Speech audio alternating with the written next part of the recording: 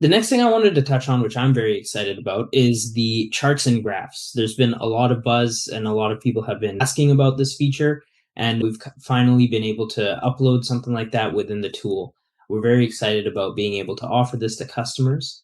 Now, this should be available on most templates and branded templates as an additional line of scenes. You'll notice there's a bar graph or line chart, a bar graph, and a pie chart. There are variations to these as well. So once you do select a chart as a part of your video, you can swap the design and let me go into the actual chart itself. Here we go.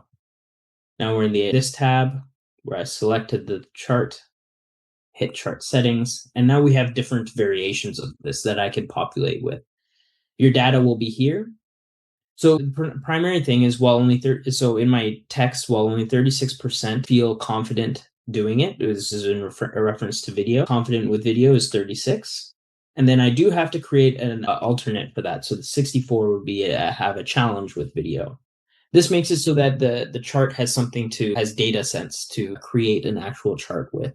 Now I can just convert this into a bar chart. We kind of see that there.